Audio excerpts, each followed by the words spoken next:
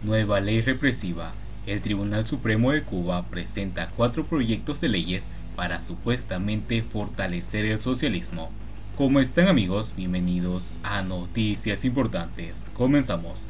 El Tribunal Supremo Popular de Cuba, TSP, presentó 4 proyectos de leyes para la Asamblea Nacional del Poder Popular para supuestamente fortalecer el Estado socialista de Derecho y Justicia Social, informó la agencia cubana de noticias. Rubén Remigio Ferro, presidente del TSP, entregó a Esteban Lazo Hernández, presidente de la Asamblea Nacional del Poder Popular, los proyectos de leyes de los tribunales de justicia, el Código de Procesos, la Ley de Procesos Administrativo y la Ley de Proceso Penal.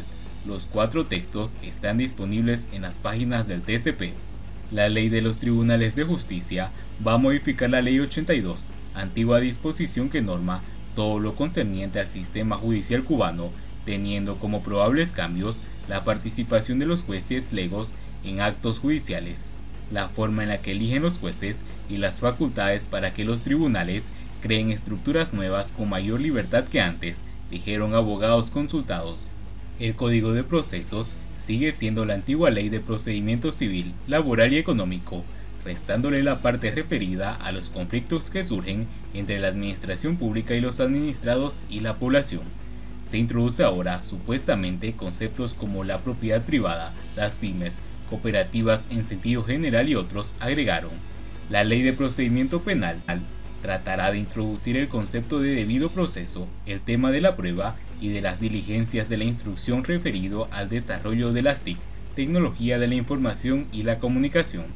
La figura del juez de ejecución y cuanta nueva instrucción esté vigente, dictadas por el presidente del TSP, detallaron. Según la agencia de noticias, la presentación de las leyes sigue en el cronograma legislativo establecido, tras la aprobación de la Constitución y pospuesto por la pandemia del COVID-19. En la elaboración de dichos proyectos de leyes se tuvo en cuenta los lineamientos de las políticas económicas y social del Partido Comunista de Cuba y la Revolución, y las recomendaciones de la Asamblea Nacional del Poder Popular, que realizó al TSP durante la rendición de cuentas ante ese órgano en el 2017. Además, se tuvo en consideración postulados de convenciones, protocolos y otros instrumentos jurídicos internacionales de los que Cuba es signataria, así como resultados de recientes investigaciones científicas relacionadas a la actividad judicial. En la elaboración participaron destacados juristas y especialistas de la Fiscalía General de la República, la Organización Nacional de Bufetes Colectivos, de los Ministerios del Interior, de Justicia y profesores universitarios, entre otros profesionales de derecho. También la propia Asamblea Nacional, la Contraloría General de la República, los Ministerios del Trabajo y Seguridad Social y las Comunicaciones, y la Federación de Mujeres Cubanas, FMC, y la Central de Trabajadores de Cuba, CTC, detalló la agencia. Estos proyectos devendrán en leyes modernas que, en su conjunto, introducen profundas e innovadoras transformaciones en los campos de derecho y la justicia social, ajustados a la peculiaridad de nuestro sistema económico, político y social, señala el documento divulgativo. Pese al optimismo de la prensa oficialista, abogados cubanos dijeron que la aprobación de la futura ley de procedimiento penal o procesos penales y las leyes del sistema judicial chocarán con la represión existente en la isla contra la oposición. Mientras tanto, el vocero del régimen, Humberto López, exhibió en la televisión estatal el arsenal legal del gobierno contra la oposición y el exilio cubano. Siguiendo con las noticias, las madres cubanas lloran en la revolución. Los voceros del régimen nunca mencionan el sufrimiento de las miles de madres cubanas que perdieron a sus hijos a causa del castrismo. Ciro Bianchi, habitual cronista de Juventud Rebelde, recordó que el pasado domingo 9 de mayo fue el Día de las Madres, una hermosa fecha que tuvo su inicio en 1914 en Estados Unidos. Años después, atentos siempre a imitar todo lo bueno que surgía en este gran país y de gran proceso económico, los cubanos quisieron celebrar la iniciativa, para lo cual influyeron numerosos periodistas. Pero de lo que ha pasado en la centuria transcurrida hasta hoy, nada cuenta Ciro Bianchi ni sus colegas. No recuerdan la historia de la dictadura castrista, que no es digna de perdón ni olvido, aunque pasen los siglos.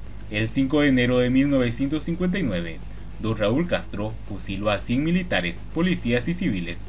Todos los que murieron, sin un juicio alguno, tenían madre, como también tenían madre los 3 jóvenes dados de baja como escarmiento por orden de Raúl en 1994 y otros miles dados de baja a cargo del Che Guevara, Ramiro Valdés y otros. En muchas ocasiones, a lo largo de 62 años de dictadura cubana, se ha conocido esta historia de sangre en numerosos países a través de actividades políticas y actos religiosos, con exposiciones de fotos personales y los nombres de las víctimas. Fusilamientos, ejecuciones extrajudiciales y desapariciones engrosaron los expedientes de la revolución desde 1959, dado el profundo desprecio del régimen castrista por la vida de aquellos seres y el sufrimiento de sus madres. Las cifras registradas hasta la fecha son impactantes. De 41.695 casos documentados, 10.305 son muertes ocurridas a partir de enero de 1959 por acciones no combativas, ejecuciones extrajudiciales o fallecimientos en prisión. Estos datos fueron recopilados por el profesor Armando Lago y la doctora María Guarlao, experta en relaciones internacionales y la doctora del proyecto Rescate de la Memoria Histórica de Cuba con sede en Nueva York. En un principio, teníamos listas sueltas, redactadas a partir de recopilaciones bibliográficas y periódicos que se cruzaban con informes de la OEA u otros documentos.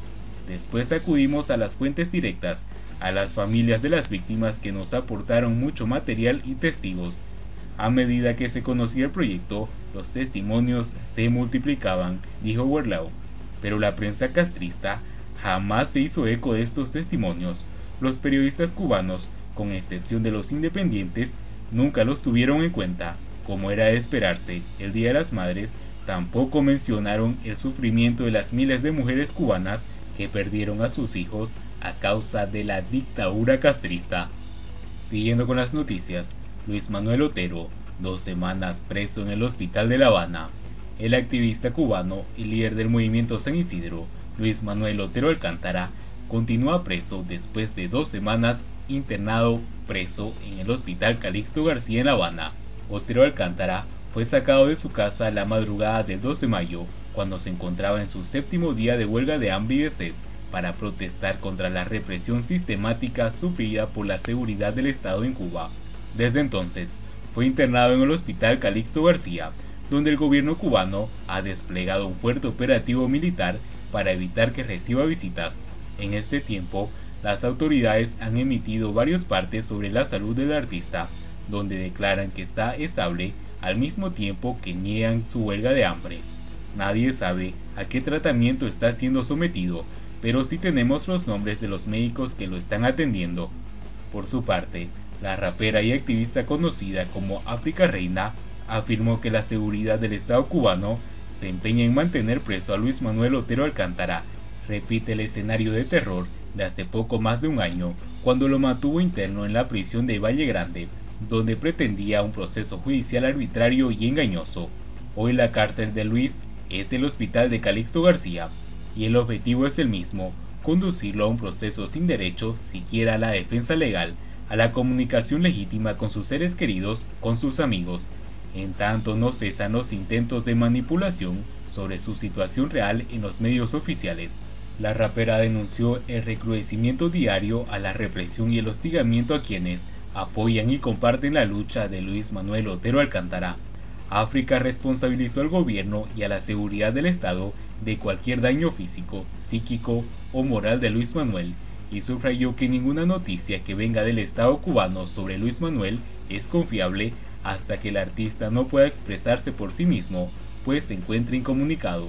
Aunque el gobierno cubano ha divulgado partes médicos sobre Luis Manuel Otero, su situación sigue siendo un misterio, mientras activistas y amigos reclaman por él. Y bien amigos, así vamos terminando las noticias importantes del día de hoy. Espero que las noticias hayan sido de su agrado, y no olviden que nos ayudarían mucho compartiendo las noticias y así poder informar a muchas más personas de la verdadera realidad en Cuba. Muchas gracias por seguirnos, no olviden suscribirse, nos vemos en el siguiente informe.